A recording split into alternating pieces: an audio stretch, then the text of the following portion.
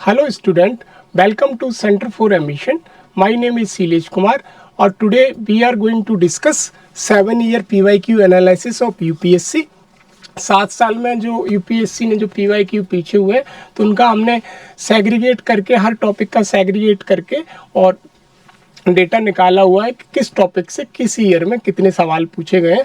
तो इससे हमारा ये हो जाएगा कि 2026 का जो एग्ज़ाम आने वाला है या 2027 में जो लोग देने जा रहे हैं तो उनका बेनिफिट यहाँ से हो जाएगा। कुछ कोर एरिया को वो समझ के अच्छे से पढ़ के जाएंगे तो उसके मार्क्स उसमें ज़्यादा प्रोबेबिलिटी बढ़ जाती है।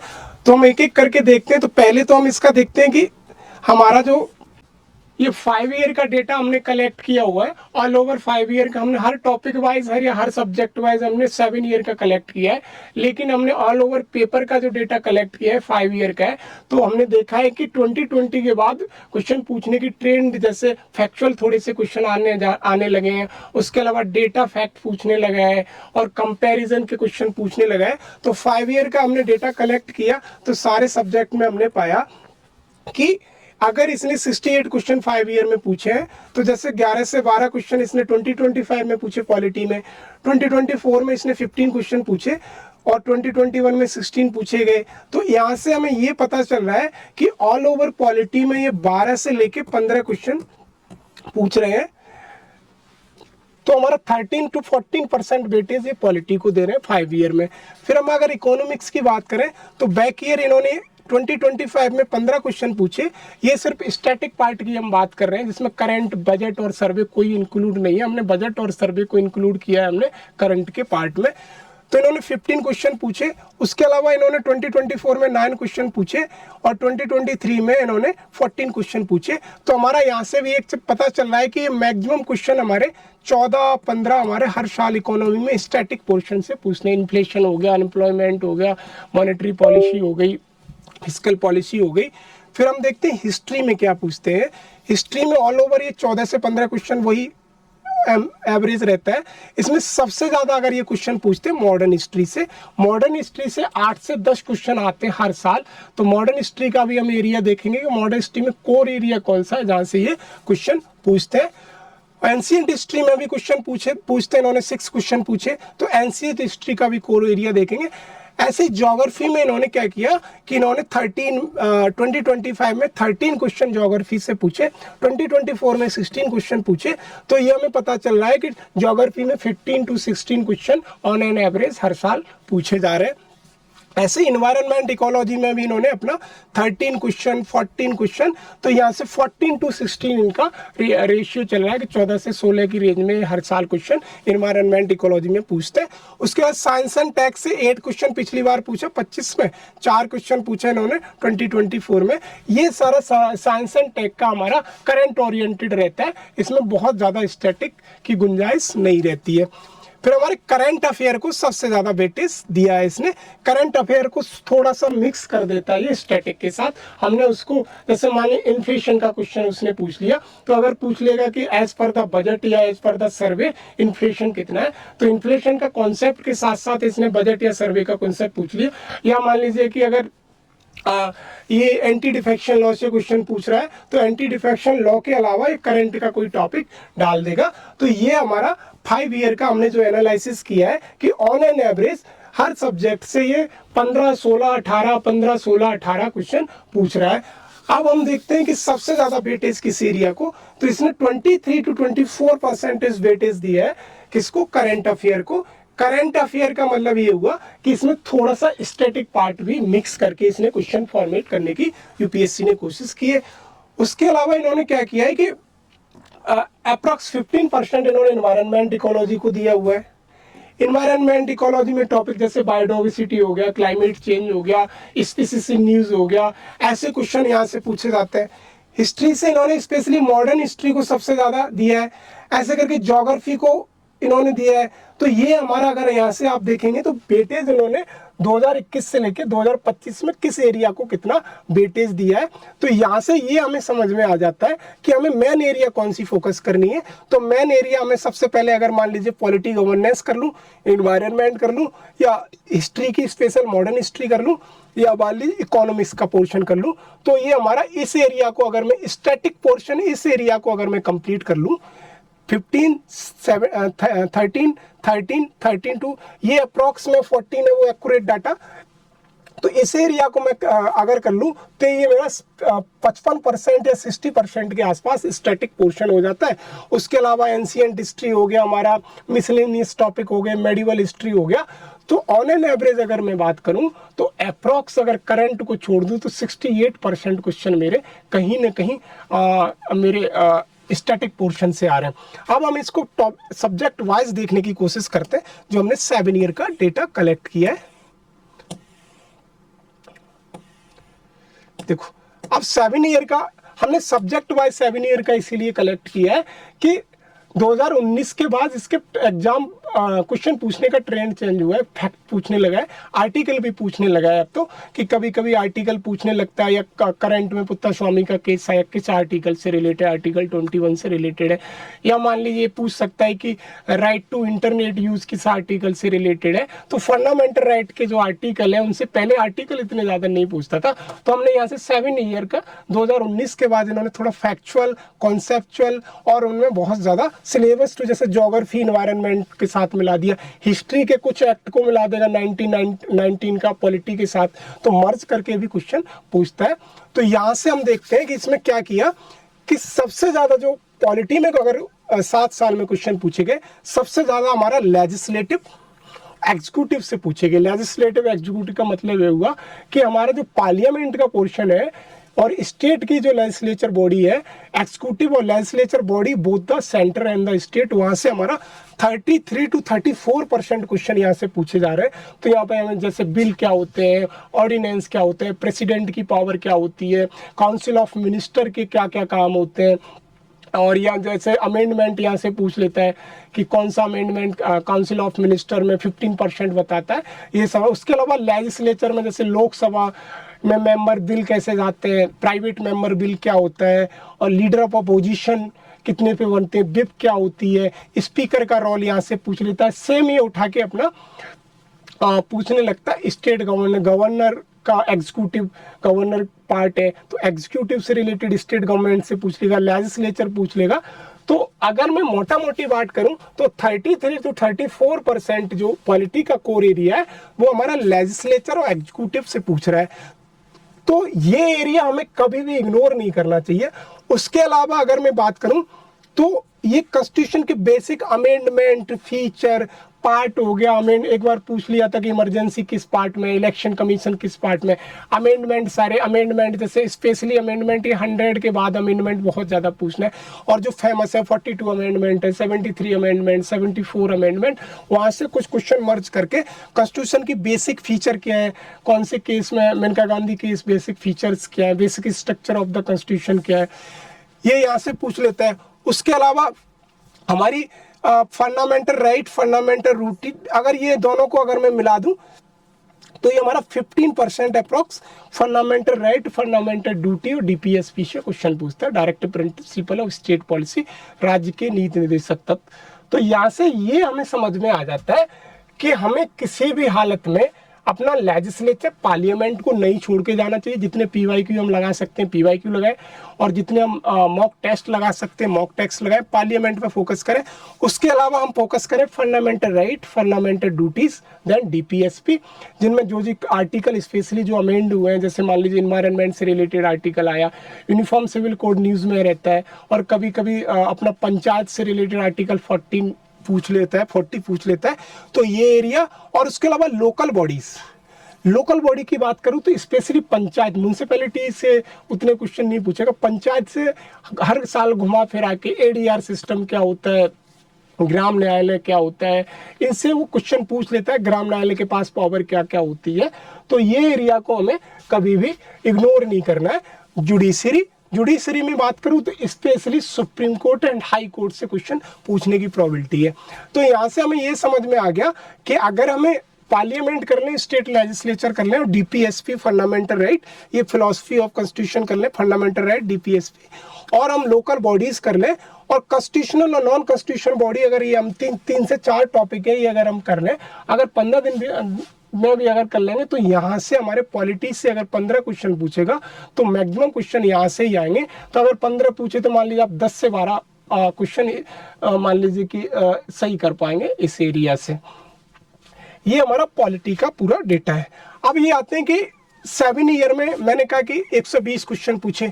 पॉलिटी में बैक ईयर इसने 16 क्वेश्चन पूछे थे, उससे पहले 18 क्वेश्चन पूछे थे, उससे पहले 23 में 20 क्वेश्चन पूछे थे। तो ये समझ में आ रहा है कि अगर हम पॉलिटी इतनी स्ट्रॉन्ग कर लें, लो हैंगिंग फ्रूट है पॉलिटी कि जहाँ से ज़्यादातर मेजॉरिटी ऑफ स्टूडेंट के पॉलिटी में क्वेश्चन बहुत कम गलत होते हैं।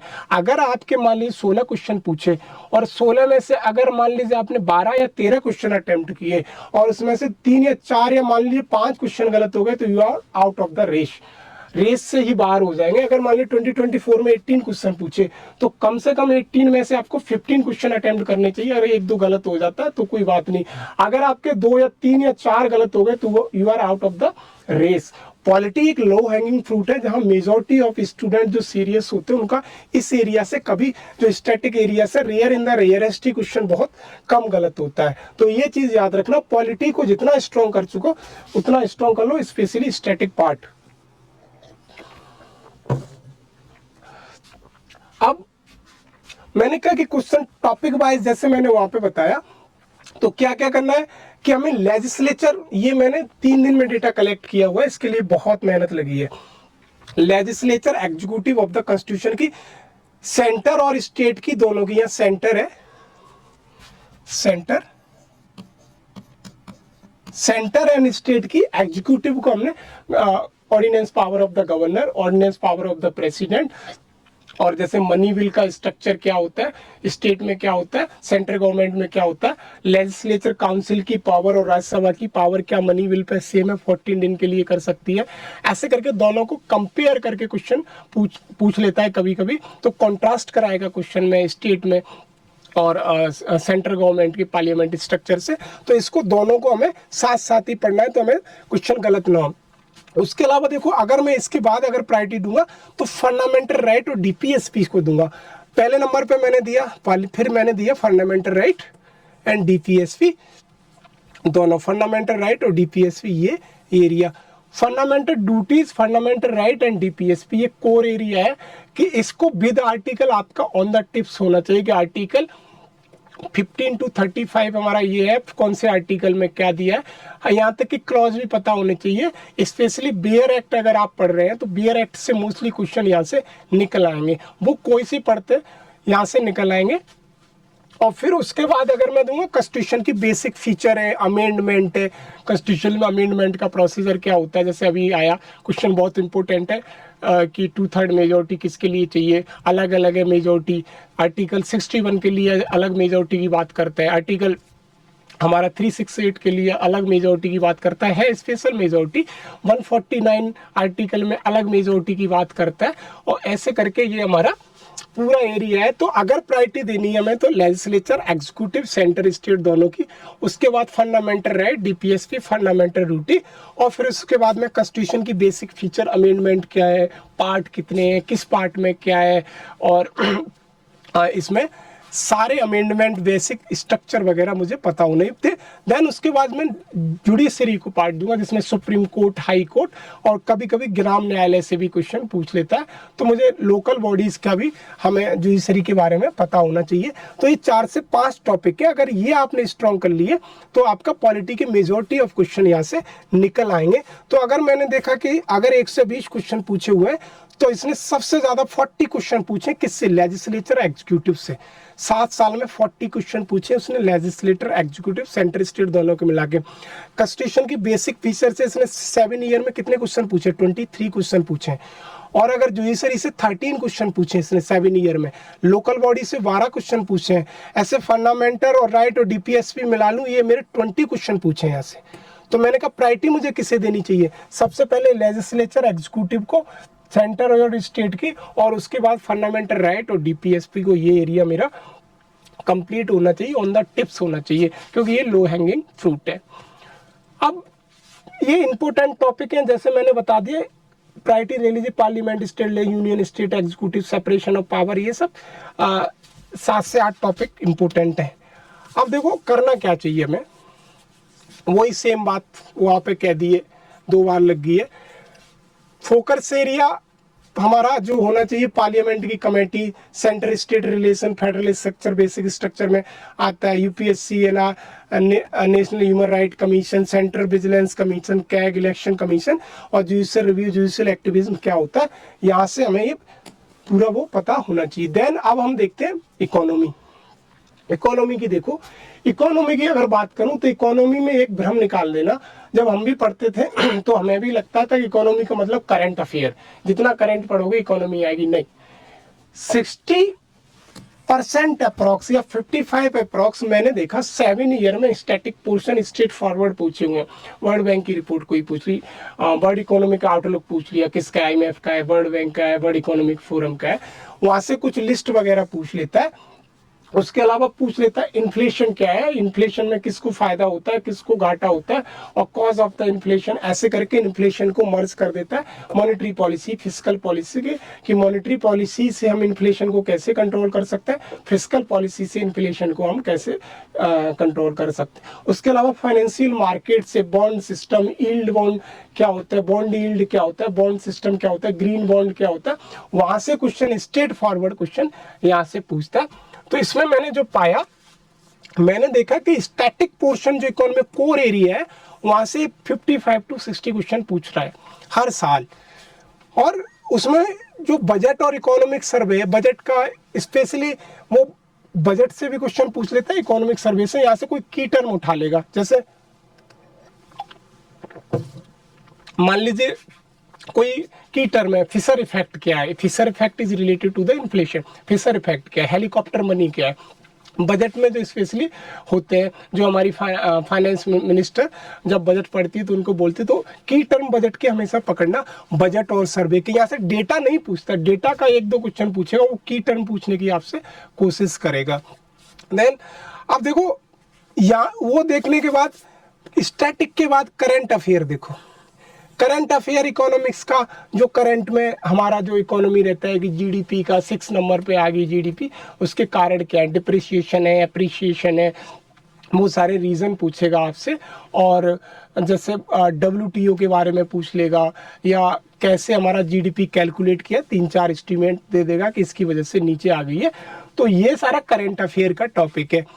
तो अगर मैं कुछ ना करूं, अगर एक बार को करंट अफेयर कम फोकस करूं, मैं स्टैटिक को बहुत स्ट्रॉन्ग कर लूं, और बजट और इकोनॉमिक सर्वे के जो मेरे की टर्म है, स्पेशली 15 से 20 पेज में मिल जाएंगे आपको, उनको बहुत ज़्यादा कर लूं। और देखो, स्कीम, इकोनॉमी से रिलेटेड स्कीम तो एक ऐसी चीज़ है, बहुत सारी स्कीम है, लेकिन फ्लैगशिप स्कीम देख लो, उनके प्रोविज़न क्या है।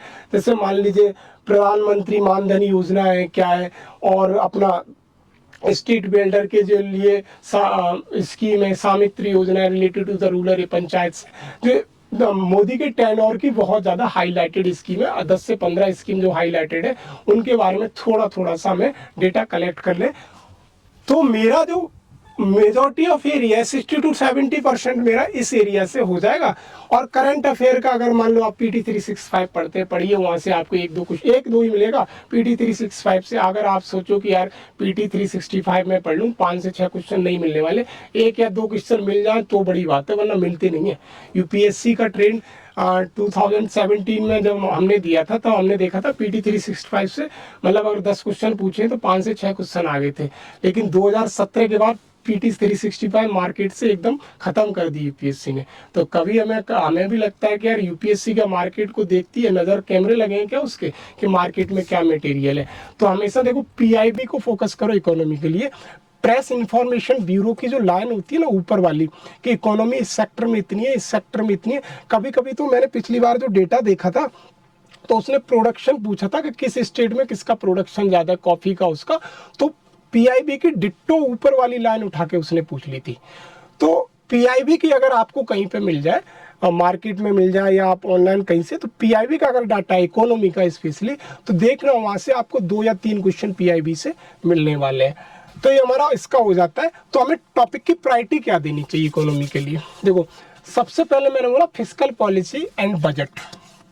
फिस्कल पॉलिसी का मतलब हुआ गवर्नमेंट का फाइनेंशियल सिस्टम क्या है, और इसमें स्पेशली 16 फाइनेंस कमीशन, इग्नोर मत करना, पढ़ के जाना। 16 फाइनेंस कमीशन, 15 फाइनेंस कमीशन से क्वेश्चन पूछा उसने, 14 फाइनेंस कमीशन से क्वेश्चन पूछा, 13 फाइनेंस कमीशन से क्वेश्चन पूछा।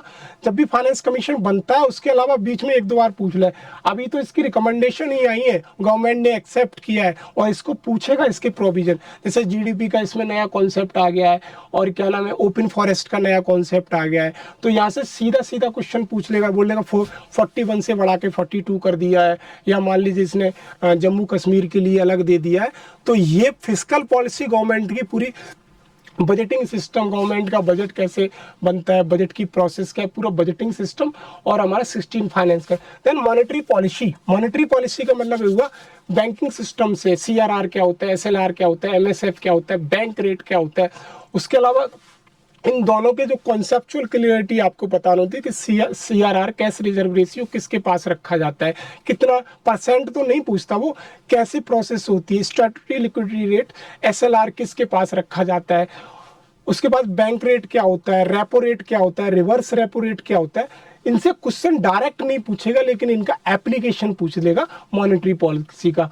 उसके अलावा इन्फ्लेशन को मिला के मॉनेटरी पॉलिसी से क्वेश्चन बना लेता है कि इन्फ्लेशन अगर मार्केट में, तो गवर्नमेंट क्या करेगी, अपना रेपो रेट बढ़ा देगी, घटा देगी, या बेस रेट घटा देगी या बढ़ा देगी, और या मान लीजिए कि अपना सीआरआर बढ़ा देगी या घटा देगी। ये आपको कॉन्सेप्चुअल क्लैरिटी होनी चाहिए, अदरवाइज क्वेश्चन गलत ही हो जाएगा वहाँ से। उसके अलावा यहाँ से रीजनल रूरल बैंक से आप देखना, बैक ईयर के रीजनल रूरल बैंक के नाबार्ड का स्ट्रक्चर पूछ लेता है और फाइनेंशियल इंक्लूजन का कॉन्सेप्ट यहीं से वो निकाल लेता है। तो इन्फ्लेशन में सीपीआई डब्ल्यूपीआई का बेस ईयर कितना है ये पता के जाना, समझ के जाना बेस ईयर क्या है इसका, कंज्यूमर प्राइस इंडेक्स का, होलसेल प्राइस इंडेक्स का, इसमें कौन कौन से सर्विस इंक्लूड है, कौन कौन से गुड्स इंक्लूड है, तो कितनी सर्विस कौन सी इंक्लूड है, दोनों में कंपेयर होना चाहिए। उसके अलावा नेशनल इनकम से कम पूछता है, लेकिन ये क्लियरिटी आपको बाकी सब्जेक्ट, बाकी टॉपिक में, जैसे जीडीपी का कॉन्सेप्ट क्या होता है, ग्रॉस डोमेस्टिक प्रोडक्ट, एनडीपी का कॉन्सेप्ट क्या होता है, जीएनपी का कॉन्सेप्ट क्या होता है, ये बेसिक्स है बिल्कुल किसका, हमारी इकोनॉमी का, जीडीपी, एनडीपी, एनएनपी। तो इसका क्या है कि दूसरे किसी कॉन्सेप्ट से रिलेट करके यहाँ से क्वेश्चन बन जाता है। इकोनॉमिक सेक्टर के अलावा, जीडीपी के अलावा एक agriculture sector, most important sector for the UPSC, हर साल इससे क्वेश्चन पूछता है क्योंकि इंडिया की जो इकोनॉमी है एग्रीकल्चर इकोनॉमी है। एमएसपी से क्वेश्चन पूछेगा, मिनिमम से सपोर्ट प्राइस, एमएसपी कैसे देता है, सेंटर कैसे देता है, स्टेट कैसे देती है, लोकल राशन दुकानों का रोल क्या होता है इसमें, मिनिमम सपोर्ट प्राइस कितनी इसमें क्रॉप्स है, ये सब पूरा डेटा आपको कलेक्ट होना। एक बार क्वेश्चन पूछा था एमएसपी कौन अलाउ करता है, कौन जारी करता है, और उसके सब्सिडीज के बारे में, सब्सिडीज कि डायरेक्ट सब्सिडीज क्या होती है, इनडायरेक्ट सब्सिडीज क्या होती है। जैसे मान ली फर्टिलाइजर पे गवर्नमेंट सब्सिडी देती है, डायरेक्ट सब्सिडी, इनडायरेक्ट सब्सिडी में डिफरेंसेस क्या होता है।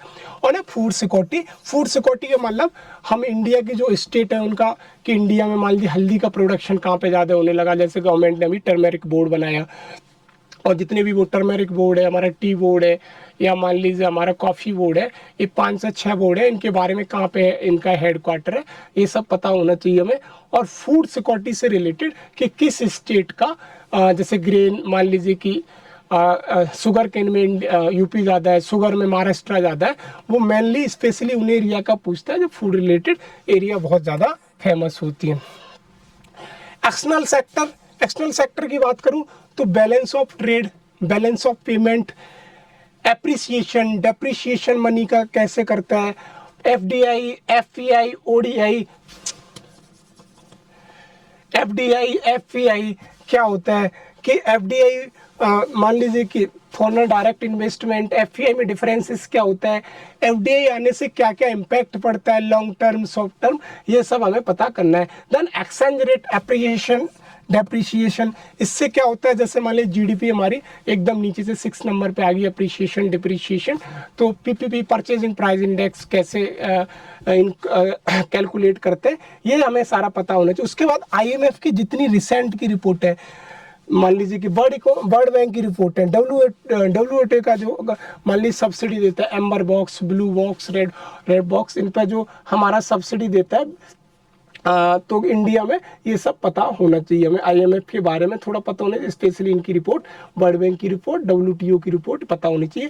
Then financial market, financial market का मतलब फाइनेंशियल सिस्टम आपको पता होना चाहिए कि फाइनेंशियल सिस्टम, बॉन्ड यील्ड क्या होता है, बॉन्ड कैसे इशू किए जाते हैं, ये हमें पता होना चाहिए। एक public sector bank, NPA non performing assets क्या होते हैं, बैंकिंग का यहाँ पे आगे नॉन परफॉर्मिंग एसेट्स क्या होते हैं, 90 डेज कैसे क्या इंक्लूड करते हैं, बॉन्ड क्या होते हैं, शेयर्स क्या होते हैं, SEBI security exchange of board of India का बहुत ज्यादा रोल क्या होता है, और एक फाइनेंशियल इंक्लूजन। और एक चीज याद रखना, अभी MSME सेक्टर, MSME सेक्टर की डेफिनेशन बैक ईयर गवर्नमेंट ने चेंज किया। तो medium small and MSME sector कि MSME सेक्टर में क्या है कि MSME सेक्टर की गवर्नमेंट ने क्या अभी डेफिनेशन चेंज की, इसके पैरामीटर कुछ चेंज कर दे, सारे पैरामीटर देख के जाना। इसका मीडियम स्मॉल है, मीडियम एंटरप्राइजेस। तो MSME सेक्टर की ऐसे देखा, न्यूज में उनको देखते चले जाना। तो ये हमारे 5 से 6 टॉपिक अगर हमने कर लिए, स्पेशली कोर एरिया वाले, स्टैटिक एरिया वाले, तो हमारा इकोनॉमी के मेजोरिटी ऑफ क्वेश्चन इस एरिया से आएंगे। और 2026 का पेपर आएगा तो मेरे पास ले आना, मैं इन्हीं एरिया से पेपर दिखा दूंगा कि इन्हीं एरिया से क्वेश्चन डायरेक्टली इनडायरेक्टली पूछे हुए हैं। अब देखो, जो मैंने कहा कि इकोनॉमिक्स से 15 क्वेश्चन पूछे थे, 16 क्वेश्चन 25 में पूछे थे, 2023 में इन्होंने 14 क्वेश्चन पूछे, 2022 में 17 क्वेश्चन पूछे। तो इनका जो क्वेश्चन पूछने का रेंज है 14 से 17 क्वेश्चन हर साल इकोनॉमी से पूछता है। तो economy is one of the important subject for the UPSC to qualify UPSC PT। Economy को आप इग्नोर नहीं कर सकते, जैसे पॉलिटी वैसे इकोनॉमी। अगर आप करंट एक बार को मान लीजिए नहीं पढ़ पा रहे हैं तो छोड़ दो करंट, स्टैटिक पहले कंप्लीट करो। अगर स्टैटिक कंप्लीट नहीं हुआ तो करंट का कोई फायदा नहीं, क्वेश्चन गलत हो जाएगा। क्यों, करंट से डायरेक्ट ऐसे तो नहीं पूछ लेगा कि मान लीजिए कि अगर मान लीजिए कि RBI का गवर्नर कौन बन गया, या ऐसे क्वेश्चन नहीं पूछेगा PCS टाइप। अगर वो पूछेगा तो स्टैटिक को मर्ज करके क्वेश्चन वहां से पूछेगा। तो स्टैटिक वही टॉपिक वाइज जो मैंने कहा, द्वारा से फिर यहीं पे आ गया कि 7 साल में हमने देखा कि सबसे ज्यादा banking, monetary policy, fiscal policy या नेशनल इनकम, यहाँ से क्वेश्चन पूछे गए। तो ये पूरा हमारा कि ट्रेंड क्या एनालिसिस है, इसके लिए statement, analytical, budget, economic system, DA, ये सब वहाँ से स्टेटमेंट टाइप क्वेश्चन अब तो पूछने लगा है। कॉन्सेप्चुअल क्लैरिटी होगी तभी क्वेश्चन वहाँ से बन पाएंगे। अब ये कि यार मैंने ये देखा, मैंने ही लिखा है, इसमें क्या है कि भाई आपको बैलेंस्ड, जो मैंने कहा मर्ज करके क्वेश्चन पूछा स्टैटिक प्लस करंट अफेयर को, तो आपको बैलेंस्ड अप्रोच बनानी है अगर आप सीरियस स्टूडेंट हैं तो। कि आपको ऐसा नहीं है कि आप बहुत ज़्यादा करंट अफेयर पढ़ने लगे, स्टैटिक पता ही नहीं है आपको, ये नहीं पता है CRR क्या होता है, SLR क्या होता है, आप बैंकिंग सिस्टम पढ़ने लगे जाके, और आपको ये नहीं पता बॉन्ड का मतलब क्या होता है, आप यील्ड बॉन्ड और ये ग्रीन बॉन्ड ये सब पढ़ने लगे। तो आपको यहाँ से ये पता, पहले स्टैटिक को स्ट्रॉन्ग करो, फिर अपना करंट पढ़ना शुरू करो और इन एरिया पे फोकस करो। कौन से, banking system, fiscal system, external sector, inflation और एप्लीकेशन बेस्ड क्वेश्चन। एप्लीकेशन का मतलब हुआ कि सीधे स्ट्रेट फॉरवर्ड क्वेश्चन आपके ना नोट्स से आएंगे ना किसी बुक से आएंगे, वो एनालिटिकल क्वेश्चन, या मान लीजिए मर्जिंग करके इन्फ्लेशन को मर्ज कर देगा मॉनेटरी पॉलिसी से, फिस्कल पॉलिसी से, वहां से क्वेश्चन आएंगे। तो एनालिटिकल थिंकिंग भी अपनी डेवलप करने की कोशिश करो, और स्कीम और रिपोर्ट से 1-2 क्वेश्चन हर बार यहाँ से पूछता है। उसके लिए हमें पढ़ना क्या है, देखो आप CFA के नोट्स पढ़ सकते हैं, वहाँ से मेजोरिटी ऑफ क्वेश्चन आपको मिल जाएंगे। उसके अलावा इकोनॉमिक्स सर्वे पढ़िए, इकोनॉमिक बजट पढ़िए, RBI की कोई रिपोर्ट मत पढ़ो, और गवर्नमेंट की नीति आयोग की अगर कोई रिपोर्ट आ गई है सस्टेनेबल डेवलपमेंट गोल से रिलेटेड, SDG से रिलेटेड या कोई, तो उसे एक बार को जरूर पढ़ना।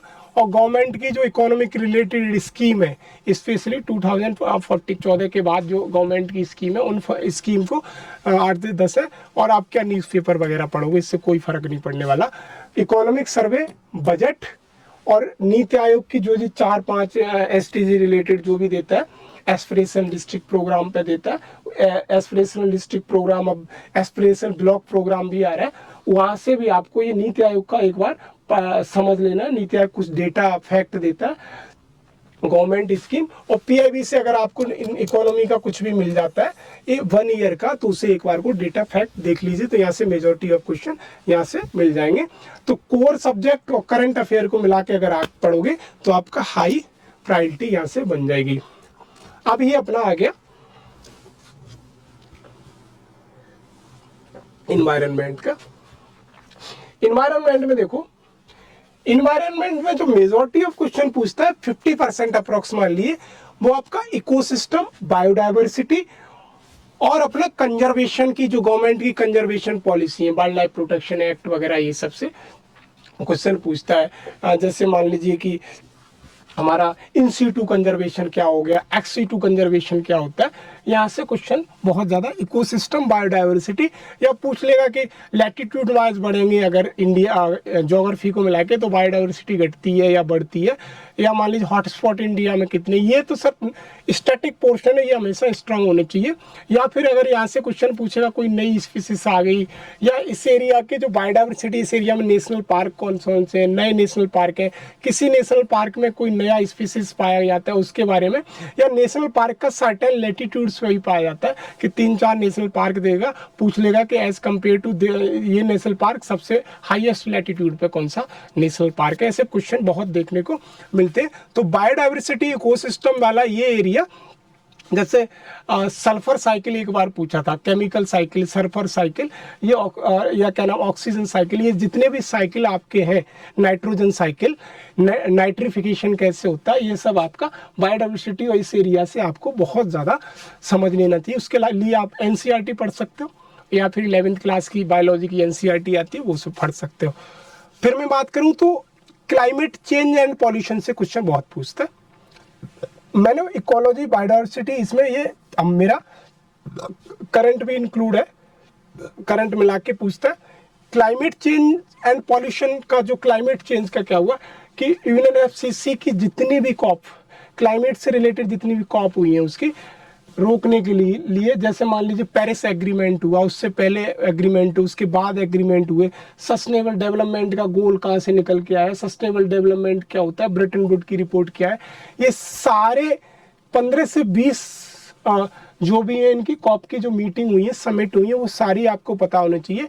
कैली फंड क्या होता है और कहाँ पे कैनकन फंड क्या होता है, ये सारे फंड पॉल्यूशन से रिलेटेड, बायोडाइवर्सिटी से रिलेटेड, या फिर यूएनडीपी से रिलेटेड जितने भी कॉन्सेप्ट हैं वो सारे आपको पता होने चाहिए। और एनवायरनमेंट के law and policies, law and policies का मतलब एनवायरनमेंट प्रोटेक्शन एक्ट क्या होता है, वाइल्ड लाइफ प्रोटेक्शन एक्ट क्या होता है, पॉल्यूशन एक्ट क्या होता है, वाटर एक्ट जो 1974 में आया, इन सारे के प्रोविजन पता होने चाहिए। इससे क्या होता है, डायरेक्ट क्वेश्चन नहीं पूछेगा, लेकिन अगर ये हमें पता है तो हमारा क्वेश्चन निकलने की अगर 2-3 स्टेटमेंट है तो एलिमिनेशन से हमारे क्वेश्चन निकल आते हैं। और नेचुरल रिसोर्स, ये आप किसी भी एनसीईआरटी, मान लीजिए आपने बायोलॉजी की, सॉरी आपने अगर ज्योग्राफी की एनसीईआरटी पढ़ी है तो यहाँ से आपको फॉरेस्ट के बारे में, जैसे फॉरेस्ट के बारे में पूछ लेगा, deciduous forest, dry deciduous forest, evergreen forest. एक बार पूछा था कि इक्वेटर के पास ज्योग्राफी को मिला के कौन से फॉरेस्ट ज्यादा पाए जाते हैं, और दूसरा उन्होंने पूछा था कि बारिश सबसे ज्यादा होती है, सबसे ज्यादा गर्मी इक्वेटर वाली एरिया में ही रहती है। तो इस एरिया को थोड़ा सॉइल कहाँ पे, वाटर, एनर्जी, जैसे मान लीजिए अगर वो ज्योग्राफी को मर्ज करके यहाँ से कॉन्सेप्ट बना देगा, फूड चेन क्या होती है, फूड वेव क्या होती है, जो एनर्जी वाला टॉपिक क्या होता है, फूड चेन और फूड वेव में डिफरेंसेस क्या होते हैं। और फिर आपके report indices, world economic forum की, यूएनडीपी की, यूएनईपी की कोई भी रिपोर्ट आती है अगर जो करंट में है वो आप पढ़ सकते हैं। तो मेरा कहने का मतलब मोटा मोटी ये है कि अगर आप इन्वायरमेंट इकोलॉजी पढ़ रहे हैं तो सबसे पहले तो आपको कौन कौन से ये 3 topic, ecosystem, biodiversity and conservation and climate change, ये 3 टॉपिक तो हमेशा कभी छोड़ने नहीं है, इनका एक एक वर्ड टिप्स से होना चाहिए। देन एनवायरनमेंट रिलेटेड लॉ, जो मैंने बताया 7-8 लॉ, सारे लॉ। और फिर उसके बाद आपको फॉरेस्ट कितने तरीका के होते हैं, इंडिया में जो फॉरेस्ट है किस एरिया में कौन सी फॉरेस्ट ज़्यादा है। उसके अलावा सॉइल का, जैसे एक बार पूछा गया था ब्लैक सॉइल से रिलेटेड क्वेश्चन, रेड सॉइल से, एलुवियल सॉइल से रिलेटेड क्वेश्चन पूछ लेता है कि इसकी जो क्वालिटी है वो ऐसी होती है, इसमें ये फसल होती है। वो इन्वायरमेंट प्लस ज्योग्राफी को मर्ज करके यहाँ से क्वेश्चन पूछ लेता है। रिपोर्ट एंड इंडिसेस का मतलब तो जो मैंने बताया, अगर करंट में है तो पढ़ लो, न वरना 1, 2, 3 वाली एरिया कभी ये तो यहाँ से 60% आप 60 to 70% यहाँ से क्वेश्चन मिल जाएंगे। वही चीज़ मैंने यहाँ पे बायोडाइवर्सिटी कंजर्वेशन में क्या पढ़ना है, international union for conservation of nature, red list क्या होती है, हॉटस्पॉट क्या होती है, ये सब हमारे कितने हॉटस्पॉट में भारत में 4 हैं, 3 हैं, 2 हैं, कहाँ पे, और जो इन्वायरमेंट रिलेटेड क्लाइमेट चेंज में सारे United Nation framework convention of climate change, COP क्या होती है, पेरिस एग्रीमेंट, मिटिगेशन, गवर्नमेंट के क्या क्या प्रोग्राम चलाएंगे रिसेंटली। जैसे मैं अगर कहूँ तो अमृत करके गवर्नमेंट ने चलाया, एक और दिमाग में मेरे नहीं आ रहा है, पंचामृत, सॉरी अमृत नहीं, पंचामृत करके चला है हमारा, और हमारा एक टारगेट है 2027 में कार्बन फ्री इंडिया बनाने का। ये सारे हमें पता होना चाहिए।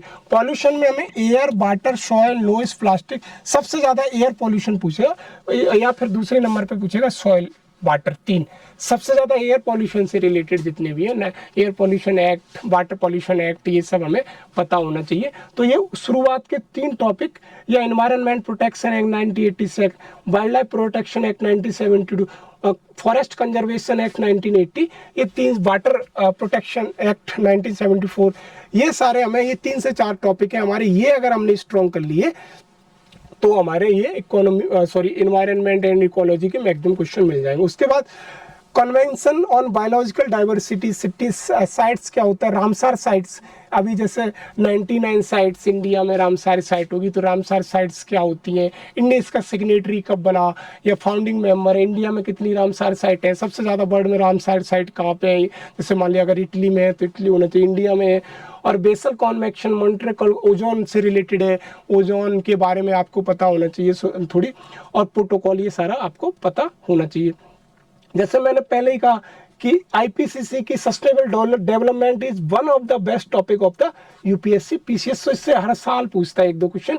और एनडीसी क्या होता है, नेशनली डिटरमाइंड कंट्रीब्यूशन क्या होता है, ये पता होना चाहिए। देन गवर्नमेंट की स्कीम वगैरह, कैंपा क्या होता है, नेशनल, ये सब थोड़ी थोड़ी चीज़ें आपको पता होनी चाहिए। तो ये 1, 2, 3, 4, 5, 6, 7, 8 टॉपिक, मैंने 7 से 8 टॉपिक किससे निकाले हुए हैं। अब आप कहोगे यार पूरी इकोलॉजी बता दी, पूरी इकोलॉजी नहीं है ये अगर अच्छे से पढ़े हैं तो आप एक दिन में बैठ के सारे टॉपिक रिवाइज कर सकते हैं और इनका थोड़ा डेटा कलेक्ट कर सकते हैं। ये पूरी इकोलॉजी नहीं है। अगर मैं कहूँ कि बायोडाइवर्सिटी से रिलेटेड, तो बायोडाइवर्सिटी में क्या, बायोडाइवर्सिटी है क्या, इंडिया में कहाँ कहाँ बायोडाइवर्सिटी हॉटस्पॉट क्या है, बायोडाइवर्सिटी हॉट स्पॉट क्या है, इंडिया में IUCN का स्टेटस कितने मेन है, टाइगर जो स्पेशली IUCN स्टेटस उन्हीं का जो बहुत ज़्यादा न्यूज़ में, जैसे टाइगर न्यूज़ में है, और मान लीजिए कि अपना ग्रेट इंडियन बस्टर्ड राजस्थान में जो मिलती है वो बहुत ज़्यादा न्यूज़ में है, और क्या नाम है अपना गौरैया अभी बहुत ज़्यादा है ही नहीं है, वो अभी बीच में न्यूज़पेपर में आया था, तो उसका IUCN स्टेटस वगैरह ये सब हमें पता होने। क्लाइमेट चेंज से रिलेटेड, क्योंकि क्लाइमेट चेंज का तो आपको पता ही है, जो एल निनो ला निनो आ रहा है, तो यहाँ से ये हमारे टॉपिक कंप्लीट होने चाहिए। अब मैंने फिर इसको तोड़ा कि 2025 में करीब 14 क्वेश्चन पूछे गए थे, 2024 में 16 क्वेश्चन पूछे गए थे, 23 में 15 और 22 में 14 और 21 में 13 क्वेश्चन पूछे गए थे। तो मोटा मोटी अगर मैं बात करूं तो मेरा यहाँ से 12 से 16 क्वेश्चन हर साल पूछ रहा है एनवायरनमेंट इकोलॉजी से, और अगर मैं ज्योग्राफी को मर्ज और कर दूं तो मेरे क्वेश्चन 25 के आसपास यहाँ से मिल जाते हैं। ज्योग्राफी प्लस इन्वायरमेंट इकोलॉजी दोनों को अगर मैं मिला के पढ़ूँ तो 25 क्वेश्चन यहाँ से मिल जाते हैं। और जो सिंसियर स्टूडेंट होते हैं, जो बाकी में यूपीएससी की पढ़ाई सिंसियर तरीके से करते हैं, वो दोनों को मर्ज करके ही पढ़ते हैं, सेग्रीगेट करके पढ़ ही नहीं पाओगे आप, दोनों को मर्ज करके पढ़ोगे तो आपसे 25% क्वेश्चन यहीं से, मतलब 100 में से 25 क्वेश्चन यहीं से मिल रहे हैं 2 सब्जेक्ट से। एक जो वेटेज वाइज मैंने कहा कि देखो इस एरिया में कितना वेटेज है, ये देख लो एक बार कि मैंने जो देखा कि इकोलॉजी बायोडाइवर्सिटी कंजर्वेशन से मिला जुला के 50% क्वेश्चन यहीं पे पूछता है। क्लाइमेट चेंज, इन्वायरमेंट लॉ, 5-6 है इनमें से, देखो इनमें climate change, environment law, natural resource, इनसे क्वेश्चन पूछता है। ट्रेंड क्या देखा मैंने 7 साल में, देखा कि इन्वायरमेंट के क्वेश्चन है ग्रेजुअली इंक्रीज कर रहे हैं, क्योंकि इसमें फॉरेस्ट सर्विस वाले भी है, तो फॉरेस्ट सर्विस वालों का और सिविल सर्विसेज वालों का पीटी सेम होता है, एक ही दिन होता है। तो फॉरेस्ट सर्विस वालों की वजह से क्या है कि इन्वायरमेंट के क्वेश्चन हर साल एक दो धीरे धीरे, और कभी आम आएगा कि ये अभी 14, 15, 16 पूछ रहे हैं, इसको ये कहीं ना 20 ना पूछने लगे। तो इन्वायरमेंट बहुत स्ट्रॉन्ग होना चाहिए। तो ये हमारा पूरा डेटा, रिपोर्ट, इंटरलिंकिंग सब्जेक्ट, वो सब हमें पढ़ लेना चाहिए। पढ़ें क्या इसके लिए, ये तो वही है जो पूछा। पढ़ने के लिए देखो इंपोर्टेंट 6 to 12 मत पढ़ो, 11th क्लास की एनसीईआरटी बायोलॉजी की पर लास्ट के 2 चैप्टर पढ़ लो। उसके अलावा सेंटर फॉर एम्बिशन के नोट्स पढ़े हैं आपके पास, तो वो पढ़ लीजिए। शंकर आईएएस बहुत ज़्यादा फैक्चुअल है, मत पढ़ो। डाउन टू अर्थ मैगजीन अब क्या पढ़ोगे, क्योंकि डाउन टू अर्थ पीआईबी की अगर वहाँ से कुछ मिल जाता है तो पढ़ लो। अगर आपने बहुत पहले से शंकर आईएएस पढ़ी हुई है और तो पढ़ सकते हो ना, एक मंथ में आप उसका क्या पढ़ोगे। तो एनसीईआरटी 11th क्लास की क्लास नोट्स सीएफए के जो भी हैं, जहाँ पे भी आप पढ़ते हो उसके क्लास नोट्स पढ़ लीजिए। पीआईबी का इन्वायरमेंट रिलेटेड डेटा है, जो भी पीआईबी प्रेस इंफॉर्मेशन ब्यूरो का, उसे इग्नोर करके मत जाना है। और उसके अलावा अगर आप पीएमएफ का बुक है, बहुत मोटी बल्कि बुक है, उससे पढ़ोगे तो निपट ही जाओगे आप, क्योंकि वो बहुत ज़्यादा बल्कि आप समझ नहीं पाओगे कौन सी प्रायोरिटी एरिया है। तो अगर आप शंकर आईएएस या कोई बुक पढ़ रहे हैं तो रेफरेंस में बुक को जो मैंने मेन टॉपिक बताए कि इन्वायरमेंट से इस एरिया, उसी कोर एरिया को पढ़िए। उसमें उन्होंने इतने ज़्यादा टॉपिक दे दिए हैं कि 500 पेज की बुक बना दी है। 500 पेज पढ़ने में आपको 3 महीने लग जाएंगे, फिर भी अच्छे से समझ में नहीं आएगी। अब आ जाते हैं ज्योग्राफी पे। मैंने कहा ज्योग्राफी, अगर मैं ज्योग्राफी की बात करूं तो ज्योग्राफी एक लो हैंगिंग फ्रूट है मेरी नज़र में। जैसे पॉलिटी, वैसे ही मैं मान लेता हूं ज्योग्राफी। इकोनॉमी में फिर भी ट्रिकी क्वेश्चन हो जाते हैं, कॉन्सेप्चुअल क्लैरिटी बहुत अच्छी होनी चाहिए। अगर आपने एनसीईआरटी अच्छे से 11th 12th वाली पढ़ी है, फिजिकल ज्योग्राफी की, क्लाइमेटोलॉजी, जियोमॉर्फोलॉजी, ओशनोलॉजी, ये 3 टॉपिक अगर आपने अच्छे से पढ़े हुए हैं तो आपकी मेजॉरिटी ऑफ क्वेश्चन यहीं से निकल आते हैं। That is 42% to 48%। अगर आपने फिजिकल ज्योग्राफी बहुत अच्छे से पढ़ी है, एनसीईआरटी, सिर्फ एनसीईआरटी, नन अदर बुक, कोई किताब मत पढ़ो, चाहे माजिद हुसैन हो, चाहे जीसी लियोन हो, कोई किताब मत पढ़ो। अगर आप एनसीईआरटी बार बार पढ़ते हैं और अगर आपने पीवाईक्यू लगा लिए 5 से 6 साल या 10 साल के लगा लिए, तो आपके देखेंगे मेजॉरिटी ऑफ क्वेश्चन, अगर एलएनओ से क्वेश्चन पूछा है तो एनसीईआरटी में, अगर मान लीजिए अर्थक्वेक से रिलेटेड क्वेश्चन पूछा है तो एनसीईआरटी में अगर मिलेगा। पिछले साल 1-2 क्वेश्चन इंडियन मानसून से, वेस्टर्न डिस्टर्बेंस से पूछे थे, उससे पहले एनसीईआरटी में आपको क्वेश्चन मिल जाएगा। अगर मान लीजिए कि इंडिया की सॉइल से रिलेटेड कोई क्वेश्चन पूछता है, एनसीईआरटी में मिल जाएगा। अगर मान लीजिए उसने एक बार पूछा था कि इक्वेटर रीजन में बहुत ज़्यादा बारिश होती है और एकदम टेम्परेचर हाई जाता है, हाई ह्यूमिडिटी रहती है, वो एनसीईआरटी में साफ साफ लिखा है, छोटे से वर्ड में लिखा है। अगर आप एक बार, 10 बार, 50 बार एनसीईआरटी पढ़ोगे और एनसीईआरटी का थोड़ा सा गूगल कर लोगे तो आपको वहाँ से बहुत अच्छी क्लियरिटी मिल जाएगी। पीटी छोड़िए, ये आपको एनसीईआरटी मेंस में भी बहुत ज़्यादा फायदा देने वाली है। एनसीईआरटी के पीछे के क्वेश्चन है डिट्टो कभी कभी छपे हुए आ जाते हैं विद डेफिनेशन मेंस में। अब देखो उसके बाद अगर मैं बात करूं तो ज्योग्राफी में पहले मैंने कहा फिजिकल ज्योग्राफी को किसी भी हालत में इग्नोर नहीं करना। 11th क्लास की एनसीईआरटी 10 नहीं 50 बार पढ़ो। उसके अगर क्वेश्चन एनसीईआरटी के कहीं मिल जाते हैं आजकल, एनसीईआरटी के सारे क्वेश्चन विद पीवाईक्यू लगाओ। उसके बाद आप ह्यूमन ज्योग्राफी पढ़ सकते हैं, ह्यूमन ज्योग्राफी, क्योंकि ह्यूमन ज्योग्राफी में सस्टेनेबल डेवलपमेंट ये सब उसको मिला के, ह्यूमन ज्योग्राफी का मतलब वो इन्वायरमेंट इकोलॉजी को मिला के क्वेश्चन यहाँ से पूछ लेता है।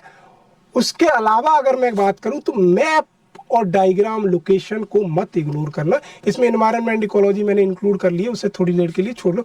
मैप और डायग्राम को कैसे कि मैपिंग इंडिया की उतनी नहीं पूछता है, मैपिंग सबसे ज़्यादा पूछता है बर्ड की मैपिंग इंटरनेशनल परस्पेक्ट, IR के रेस्पेक्ट में। जैसे अभी ईरान में वार हो रहा है तो ईरान के आसपास के कंट्री कौन से, कैस्पियन सी के आसपास के कंट्री कौन से, या मान लीजिए एक बार क्वेश्चन पूछे जॉर्डन वाला, इसराइल के which of the following country touch नहीं करता है, doesn't touch with the Israel, ऐसे करके कोई क्वेश्चन पूछा था।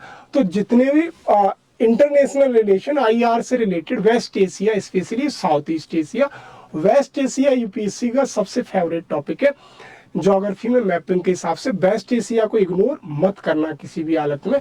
तो मैपिंग और फिजिकल ज्योग्राफी आपने यहाँ से कर ली तो मैं कह रहा हूँ 60% आपके क्वेश्चन इसी एरिया से निकल आने और थोड़े कुछ जनरल साइंस से आपके क्वेश्चन बन जाएंगे।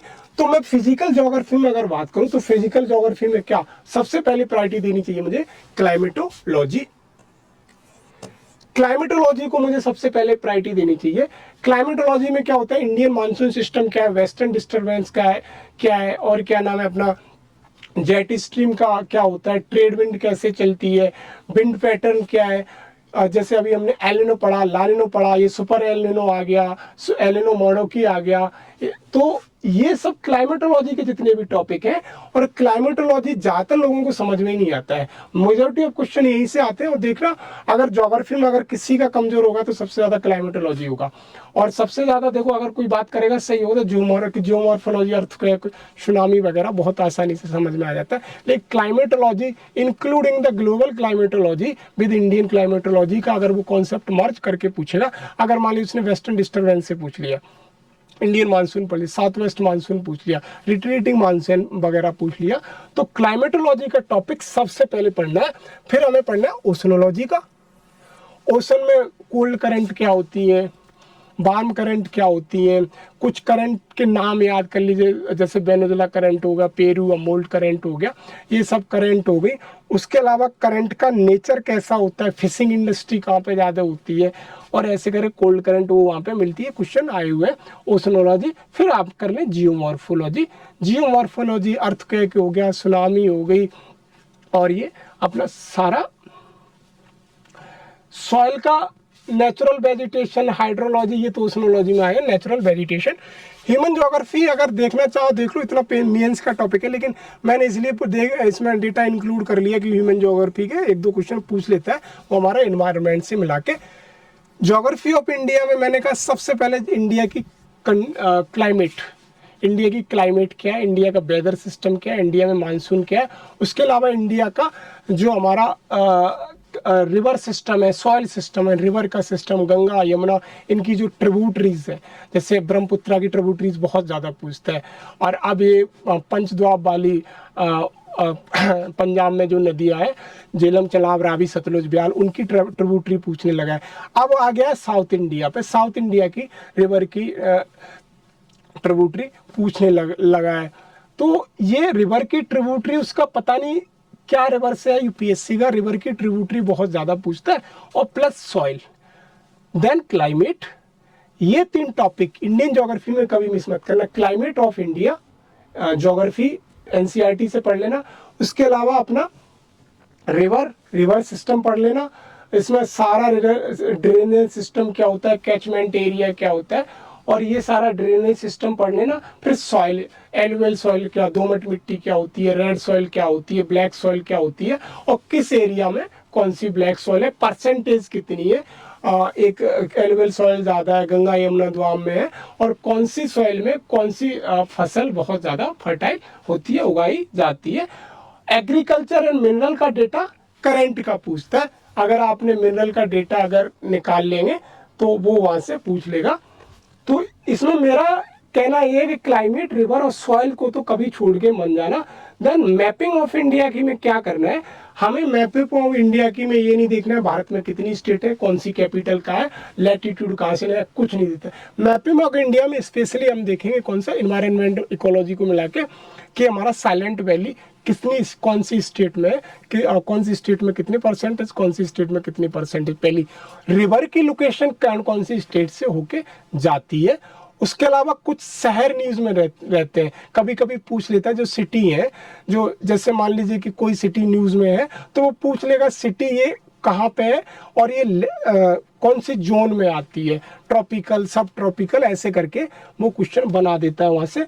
उसके अलावा बहुत पहले क्वेश्चन पूछता था कि जो ट्रॉपिक ऑफ कैंसर है उनके पास में जो सिटी है कौन सी दूर है ट्रॉपिक ऑफ कैंसर से, कौन सी पास में है, जैसे कलकत्ता हो गया अपना, मान लीजिए कि भोपाल हो गया, ऐसे करके 3-4, त्रिपुरा हो गया, ऐसे करके वो त्रिपुरा की कैपिटल हो गई, वो सारी दे देगा कि which of the following is nearest to the tropic of cancer. अब नहीं पूछ रहा, लेकिन अगर आप एक बार को ये तैयार कर लेंगे, ये आपको पता होना चाहिए। मिनरल का डेटा स्पेशली अभी मेरी नज़र में जो मिनरल का डेटा कलेक्ट करो तो न्यूक्लियर मिनरल है, जैसे यूरेनियम हो गया, थोरियम हो गया, इनको थोड़ा सा प्लूटोनियम हो गया, इनका डेटा कलेक्ट कर लेना, क्योंकि ये बहुत ज़्यादा ईरान इजराइल बार की वजह से बहुत ज़्यादा न्यूज़ में है, तो इनका डेटा कलेक्ट कर लेना। उसके अलावा कॉयल का डेटा थोड़ा सा कलेक्ट कर लेना, कॉयल किस एरिया में कितना पाया जाता है। देन गोल्ड का डेटा, क्योंकि गोल्ड बहुत ज़्यादा एकदम से महंगा हो गया, तो गोल्ड का डेटा कि इंडिया में अभी जो प्राइवेट गोल्ड माइन का कॉन्सेप्ट आया है कि इंडिया में प्राइवेट गोल्ड माइन भी है, तो गोल्ड का डेटा जैसे कर्नाटका में गोल्ड ज़्यादा है या बिहार में ज़्यादा है, कहाँ पे गोल्ड ज़्यादा है। और उसके अलावा इंडस्ट्रीज, ये तो मेंस का टॉपिक है, नहीं पूछता। मैप और डायग्राम कर लेना अपना, जो मैंने बताया एनवायरनमेंट इकोलॉजी तो एक बार को बता दी है, तो ये हमारा सबसे टॉपिक मेन हो जाता है। मैंने अगर वो बात की कि 15 क्वेश्चन उसने 2025 में पूछे थे, 2024 में 17 क्वेश्चन पूछे थे ज्योग्राफी से, और 2023 में 16 क्वेश्चन पूछे थे, तो इससे मुझे ये पता चल रहा है कि हर साल वो कितने 15 से 17 क्वेश्चन ज्योग्राफी से पूछ रहा है, और करीब इतने ही 12 से 15 क्वेश्चन इन्वायरमेंट से पूछ रहा है। तो मोटा मोटी अगर मैं बात करूं तो 25 से 30 क्वेश्चन इन दोनों से मिला के आ रहे हैं। और अगर मैंने ये दोनों स्ट्रॉन्ग कर लिए, उधर पॉलिटी स्ट्रॉन्ग कर ली, तो मेरे करीब करीब 40 क्वेश्चन मेरे हाथ में हो गए। 30 क्वेश्चन यहाँ से करीब मेरे इनडायरेक्टली आ जाते हैं, और 12 से 15 क्वेश्चन उस एरिया से, पॉलिटी एरिया से आ जाते हैं, तो 30 क्वेश्चन मेरे हाथ में यहाँ से स्टैटिक को मिला के आ जाएंगे। तो इसके लिए हमें पढ़ना क्या है, देखो फिजिकल ज्योग्राफी, मैंने कहा फिजिकल ज्योग्राफी 11th क्लास की, बिल्कुल एनसीईआरटी कोई बुक मत पढ़ना। अगर पीसीएस देना हो तो आप महेश वर्डवाल की एक बुक आती है फैक्चुअल, उससे पढ़ लेना, और उसका यूपीएससी में कोई मतलब नहीं है। बुक तो बहुत सारी है, मैं माजिद हुसैन बता दूं या जीसी लियोन बता दूं, उसका कोई मतलब नहीं है। हाँ, जीसी लियोन आप क्लाइमेटोलॉजी के लिए अगर पढ़ना चाहो एनसीईआरटी के अलावा, तो जीसी लियोन पढ़ सकते हो, और सीएफए के नोट्स पढ़ सकते हो। तो मैं कह रहा हूँ सबसे ज़्यादा हमें फिजिकल ज्योग्राफी पे फोकस करना है, क्लाइमेटोलॉजी, ओशनोलॉजी, देन जियोमॉर्फोलॉजी, ये 3 टॉपिक फिजिकल ज्योग्राफी में आपके ऑन द टिप्स होने चाहिए। देन हमारा अपना क्या मैपिंग वगैरह ये सब होना चाहिए। तो ये तो वही है, क्या है कैसे है। अब हमें पढ़ना क्या चाहिए, तो देखो वो इन्हें बनाने में थोड़ा सा टाइम लग गया था, लेकिन आप एक बार को पढ़ सकते हैं। तो मैंने बताया कि सबसे ज़्यादा जियोमॉर्फोलॉजी, क्लाइमेटोलॉजी से क्वेश्चन आते हैं।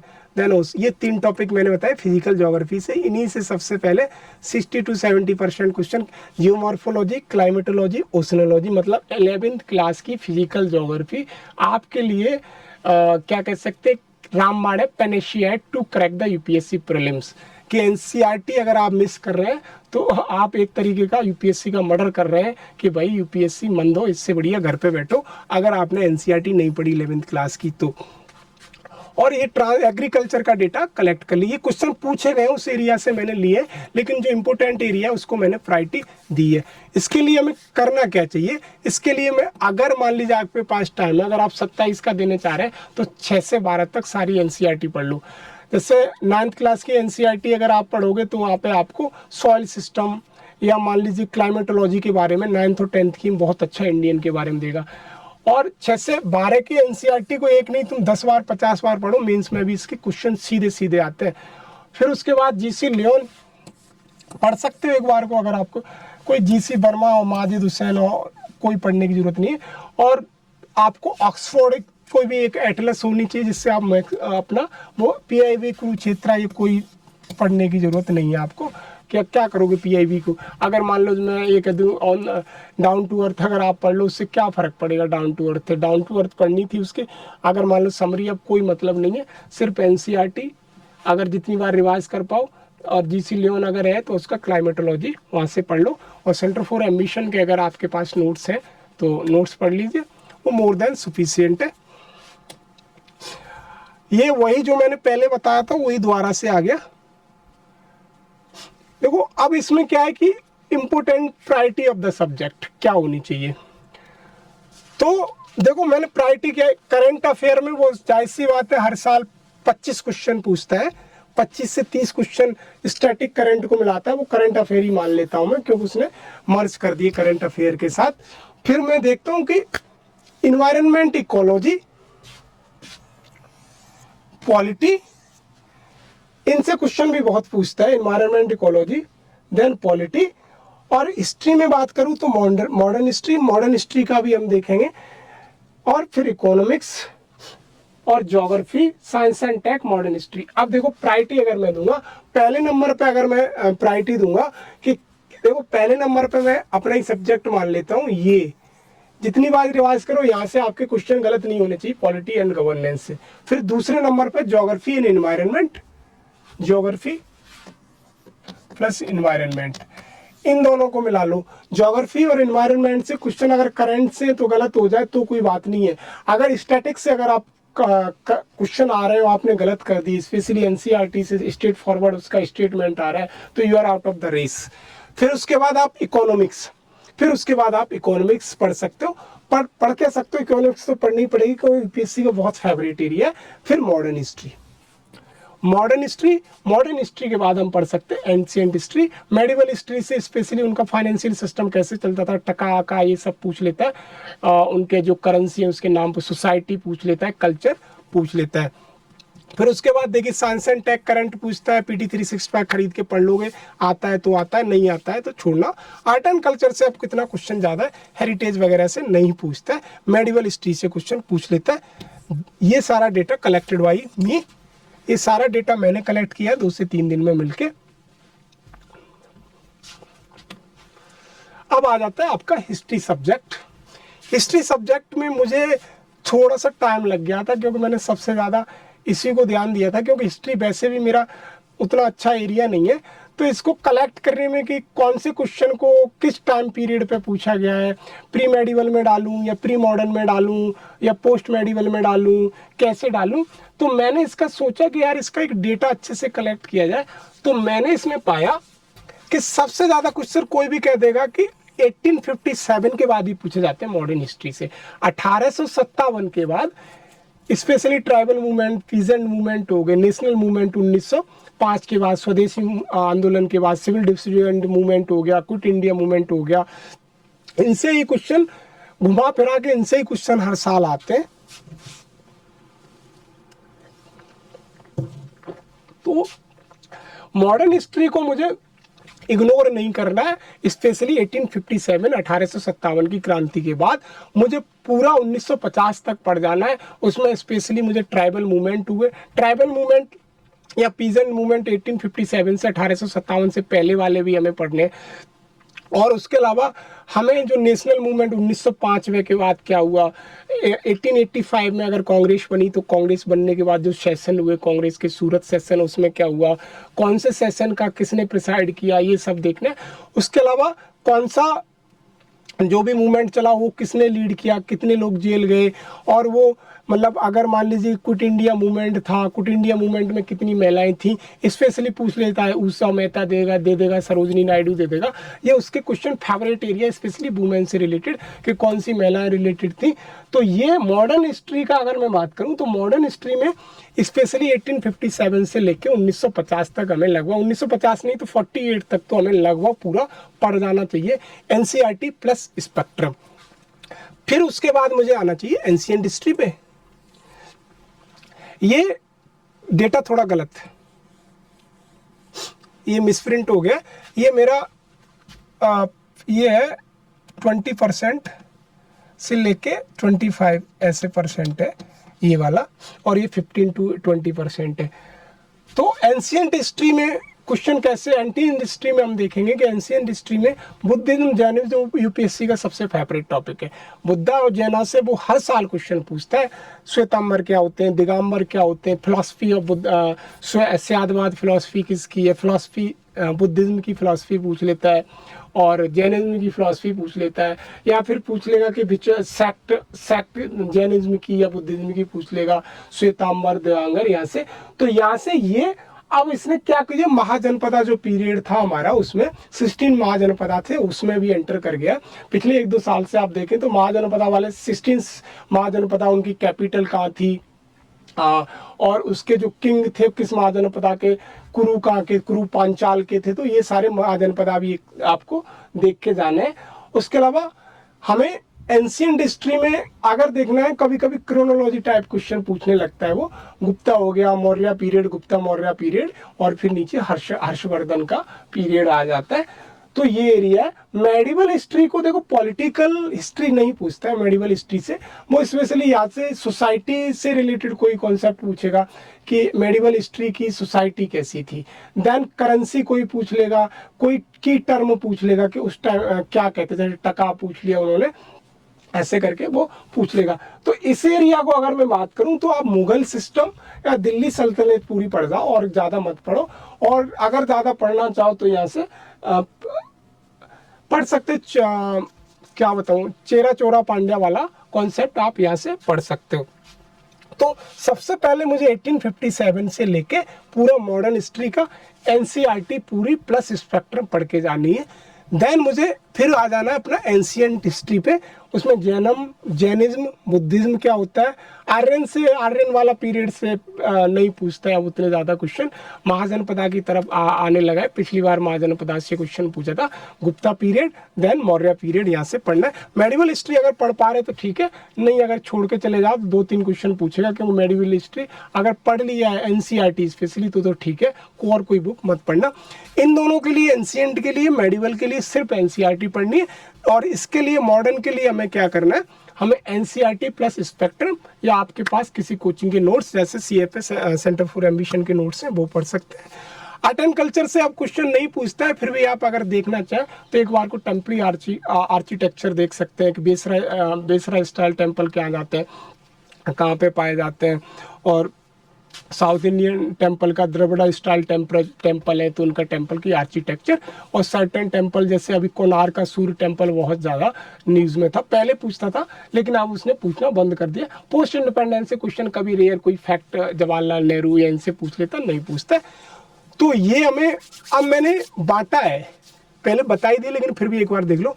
1857 के बाद मुझे क्या करना है, पहले 1857 के बाद मुझे सबसे पहले कांग्रेस के सारे सेशन पता होने चाहिए कहाँ पे हुए, और उनको, और जो सेशन हुए तो जैसे स्वराज मूवमेंट कौन से सेशन से शुरू हुआ, या कौन सी पार्टी कौन से सेशन से निकल के आई। जैसे सुभाष चंद्र बोस ने फॉरवर्ड ब्लॉक बनाया 39 में, तो वो सारे मुझे पता होने चाहिए। और नेशनल मूवमेंट स्पेशली 1905 से लेके 1947-48 तक जिसने नेशनल मूवमेंट चले, सिविल डिसोबीडियंस, सबने अवज्ञा आंदोलन चला, क्विट इंडिया मूवमेंट चला, स्वदेशी मूवमेंट चला, या मान लीजिए अपना क्या नाम है, महिलाओं से रिलेटेड जितने भी मूवमेंट चले, या बहुत सारे मूवमेंट है, सोशल रिफॉर्म मूवमेंट है, उनको भी हमें पता होना चाहिए। सोशल रिफॉर्म मूवमेंट ये हो गया। देन पीजेंट मूवमेंट हो गया, अपना तेबागा मूवमेंट हो गया, ये बहुत सारे मूवमेंट है उसमें। और उड़ीसा में जो मूवमेंट चला था, क्या नाम था उसका, पैका रिवॉल्यूशन या रिवोल्ट, ये सब आपको पता होना। ट्राइबल मूवमेंट वगैरह पता होना चाहिए। आईएनसी के सेशन तो मोस्ट इंपोर्टेंट है। गवर्नमेंट ऑफ इंडिया 1919 है ये, और क्रिप्स मिशन, कैबिनेट मिशन, जितने भी मिशन है वो सारे आपको कौन मेंबर थे और उसमें इंडियन कितने मेंबर थे, ये सारे आपको पता होना चाहिए। देन मैं आ जाता हूँ एंशिएंट हिस्ट्री पे। एंशिएंट हिस्ट्री की बात करूँ तो आप पढ़ सकते हैं इंडस वैली सिविलाइजेशन में उन चीज़ों को फोकस करना जिसमें कहीं कहीं एक्सकवेशन हुआ, कुछ नया मिल गया। जैसे हरियाणा में पिछली बार धौलावीरा में मिल गया था तो उन्हें धौलावीरा के बारे में क्वेश्चन पूछ लिया था। अभी जैसे अभी यूपी में कुछ मिला है मेरठ साइड में, तो वहाँ से क्वेश्चन पूछने की प्रोबेबिलिटी है, तो करंट में आपको कहीं ना कहीं मिल जाएगा, वो इतने ज़्यादा हाईलाइटेड है। तो इंडस वैली सिविलाइजेशन से क्वेश्चन आते हैं। देन वैदिक पीरियड से क्वेश्चन नहीं पूछता है उतने ज़्यादा, लेकिन फिर भी आपको एक बार को वैदिक पीरियड देख लेना चाहिए, आर्यन वार्यन के बारे में ये सब। Then Buddhism and Jainism, one of the favourite topic of the UPSC in the ancient history. Buddhism and Jainism mains में भी क्वेश्चन पूछता था लेकिन अब उसने कम कर दिए। बुद्धिज्म एंड जैनिज्म को कभी इग्नोर मत करना, जितना डेप्थ में पढ़ सकते हो वहाँ से 1 या 2 क्वेश्चन आपको हर साल देखने को मिलेगा। जितना डेप्थ में पढ़ सकते हो, श्वेतांबर, दिगंबर और उनकी जितनी भी सेक्ट है वो सारी। फिर मॉडर्न पीरियड का मतलब ये चंद्रगुप्त मौर्य के टाइम से लेके हम अशोक के टाइम तक पढ़ सकते हैं। स्पेशली अशोक का आर्किटेक्चर जरूर पढ़िएगा। अशोक ने जो भी स्तंभ बनवाए, कितने स्तंभ बनवाए, किस स्तंभ पे क्या क्या लिखा हुआ है, और अशोक के क्या क्या नाम किस स्तंभ पे लिखे, कभी कभी घुमा फिरा के क्वेश्चन आपको यहाँ। Then Maurya period then post Maurya period में स्पेशली हर्षवर्धन वाला टाइम पीरियड फोकस करना है हमें। ये हमारा एंशियंट हिस्ट्री। मेडिवल हिस्ट्री में अगर बात करूं तो दिल्ली सल्तनत तो मुगल एम्पायर को फोकस करना, इनकी सोसाइटी, फाइनेंशियल, मार्केट वगैरह ये पढ़ लेना, बाकी कुछ मत पढ़ना। और आर्ट एंड कल्चर में temple architecture, dance, music, local geographical product का मतलब जिनको जीआई टैग मिला है। अगर गवर्नमेंट ने जीआई, बनारसी साड़ी को जीआई टैग पूछ लिया उसने, जैसे तिरंगा बर्फी बनारस की जीआई टैग मिला, हर साल कहीं की ढोलक को जीआई टैग मिला है। और जो स्पेशली जीआई टैग न्यूज़ में रहते हैं विद इन 1 ईयर, वो जीआई टैग वाले हमें सारे पता करने हैं। और उनका कहाँ का ये जीआई टैग, जैसे काला नमक सिद्धार्थ नगर यूपी का है, तो ये सब हमें पता होना चाहिए जीआई टैग। तो ये हमारा हिस्ट्री का हो जाता है। वही मॉडर्न हिस्ट्री में मॉडर्न वैली, वही सब मॉडर्न हिस्ट्री। ये भी यार काश टाइपिंग गलत करी हो गई है। मॉडर्न हिस्ट्री है, ये एंशिएंट हिस्ट्री है, उसको दोनों को मिक्स करके लिख दिया। इसे छोड़ो, वो मैंने वहीं पे बता दिया। तो सबसे पहले हमें हिस्ट्री में क्या करना है, मॉडर्न हिस्ट्री को फोकस करना है, देन एंशिएंट हिस्ट्री को फोकस करना है। लास्ट में हम आके देखेंगे अपना medieval history, then ancient art and culture देखेंगे। मॉडर्न में क्या पढ़ना है हमें, एनसीईआरटी, देन स्पेक्ट्रम। वही चीज, सेम क्वेश्चन, सेम चीज। पिछली बार 19 क्वेश्चन पूछे थे हिस्ट्री से, और उससे पहले 24 में 20 क्वेश्चन पूछे थे, और 23 में 18 क्वेश्चन पूछे थे, 22 में 20 क्वेश्चन पूछे थे। तो ट्रेंड हिस्ट्री का ऐसे ऐसे करके बढ़ता दिख रहा, मिल लो कभी वो रहता है। मेडिवल हिस्ट्री में अगर बात करूं, वही 2-3 चैप्टर अपने, दिल्ली सल्तनत, Mughal empire, then art and architecture इनका, और इनकी इकोनॉमी, सोसाइटी। सिख और चोला अगर पढ़ लो तो ठीक है, नहीं कोई चोला वोला से बहुत कम क्वेश्चन पूछते हैं, कभी कभी पूछ लेता है, न्यूज में होते तब। टेम्पल आर्किटेक्चर एक बार को जरूर पढ़ देना, मेंस का भी टॉपिक यहाँ से बन जाता है। पोस्ट इंडिपेंडेंस में तो यार ये हम उसमें ही पढ़ लेते हैं, पॉलिटी में, सोशल एंड पॉलिटिकल डेवलपमेंट का जनरल क्वेश्चन पूछेगा, मतलब पूछता नहीं है यहाँ से। अब देखो इसमें क्या है कि हमें पढ़ना है कि ज्योग्राफी के लिए सारी एनसीईआरटी पढ़ी है। ये वाली NCERT India physical geography, sorry ये फंडामेंटल ज्योग्राफी, फिजिकल ज्योग्राफी हर हाल में पढ़ के जानी है। ये दोनों NCERT, Indian physical geography, Indian environment geography, ये दोनों एनसीईआरटी आपको चाहे कुछ भी करो, ये दोनों एनसीईआरटी आपको कम से कम 4 से 5 बार पढ़ के जानी है। और इनके क्वेश्चन पीवाईक्यू लगा के जाना। अगर आपने ये नहीं पढ़ी, क्वेश्चन निकल जाएगा आपका। और ये अगर आपके पास टाइम है, ये पढ़ लो। ये वाली एनसीईआरटी आप पढ़ सकते हो, इसमें थोड़ा सा वो दिया है इंडिया के बारे में। और देन ये वाली एक बार और पढ़ लेना। ये वाली मैंने पढ़ी थी तो मैंने देखा इसमें इंडिया के बारे में, सॉइल के बारे में, इंडिया में वाटर के बारे में, देन इंडियन फॉरेस्ट के बारे में, इंडियन बायोडाइवर्सिटी के बारे में बहुत ज़्यादा डिस्कस किया है। ये ह्यूमन ज्योग्राफी मेंस में इन दोनों का इतना नहीं है वेटेज है, मेंस में वगैरह में बहुत ज़्यादा है, जिसमें पूछ लेता है इन्फेंट वगैरह के बारे में ये। और ये ये NCERT 1, 2, 3, 4 NCERT, social science contemporary ऐसे करके क्लास 10th की एनसीईआरटी, 11th 12th की दोनों एनसीईआरटी प्लस 9th क्लास की एनसीईआरटी। ये 4 एनसीईआरटी अगर आपने पढ़ ली और अच्छे से पढ़ ली तो इतना मैं दावे के साथ कह सकता हूँ मेजॉरिटी ऑफ क्वेश्चन आपके यहीं से आने वाले हैं। और ये चारों एनसीईआरटी आपका एनसीईआरटी का जो कॉन्सेप्ट है वो क्लियर कर देंगी। तो इनको ज्योग्राफी में बहुत अच्छे से करना है। और अगर आपके पास सेंटर फॉर एम्बिशन के नोट्स पड़े हैं या आप सेंटर फॉर एम्बिशन के स्टूडेंट हैं तो इन एनसीईआरटी के अलावा सीएफए का जो मटेरियल पढ़ा है उसे भी आप पढ़ सकते हैं। ये आप देखो हिस्ट्री में आ जाता है। ये हमारी देखो न्यू एनसीईआरटी, वो न्यू एनसीईआरटी है, ओल्ड एनसीईआरटी है। देखो ये क्या है, सारी तो नहीं पढ़ सकते, इस एनसीईआरटी को पढ़ के जाना प्लस स्पेक्ट्रम। मॉडर्न हिस्ट्री देखना, अगर मॉडर्न हिस्ट्री से 10 क्वेश्चन पूछता है तो स्पेक्ट्रम और मॉडर्न इंडिया के क्लास 12th की एनसीईआरटी मिला के आपके 8 क्वेश्चन सही हो जाएंगे अगर आपने सही पढ़ा है तो। गारंटी लिख के देता हूँ, स्पेक्ट्रम प्लस ये एनसीईआरटी अगर आपने अच्छे से पढ़ी है, स्पेक्ट्रम प्लस ये एनसीईआरटी। अगर नोट्स दोनों को मर्ज करके बना रहे हैं तो उससे बेहतर क्या बात है।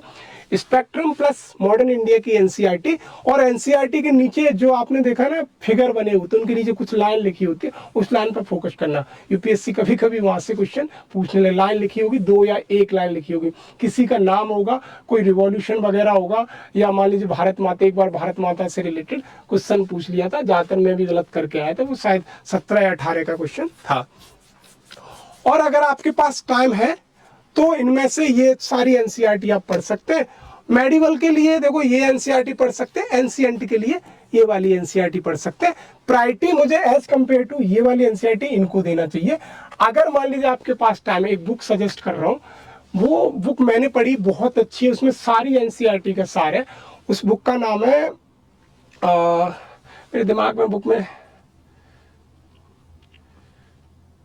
आईपीएस है, उन्होंने लिखी है, मेरे दिमाग में नहीं है, फिर कभी बता दूंगा उसका। एक मिनट,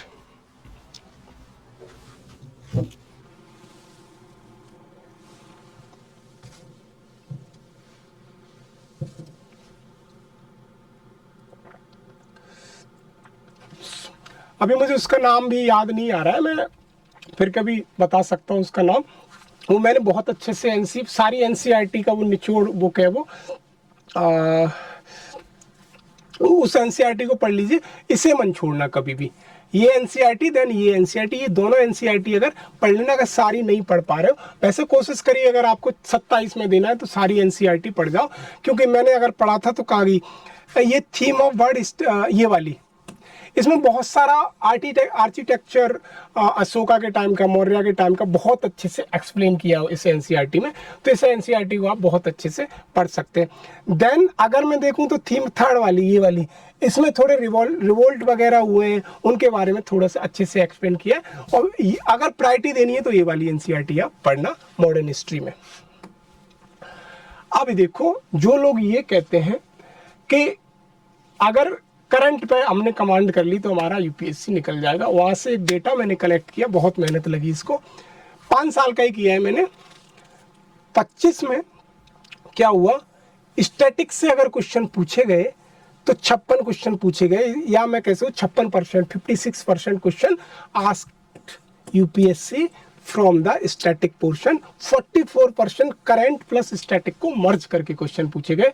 तो यहां से अगर मैं देखूं तो अगर मेरे 56 क्वेश्चन, 56 क्वेश्चन पूछ रहा है 2025 में, कहां से, स्टैटिक पोर्शन से, और 44 क्वेश्चन, 44 क्वेश्चन पूछता है करंट अफेयर से।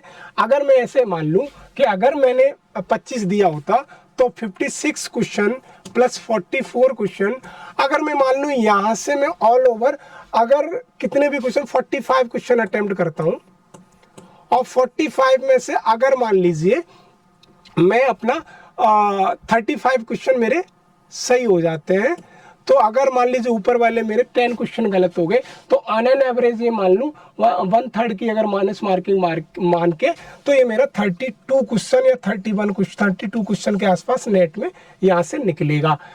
अब देखो, अगर मैं ये एरिया मान लूँ 44 क्वेश्चन को, अगर मैं 50% भी अगर इसको कर पाया कि 44 क्वेश्चन में से अगर मैंने 25 क्वेश्चन अटेम्प्ट किए, 25 में से अगर मान लो मेरे 20 क्वेश्चन सही हुए, 5 क्वेश्चन गलत हो गए मान रहा हूं, तो अगर 5 हो गए तो 1/3 वहां से करोगे तो 20 का ये अप्रोक्स हमारा आएगा 18 या 19 क्वेश्चन, 18 क्वेश्चन मान लीजिए।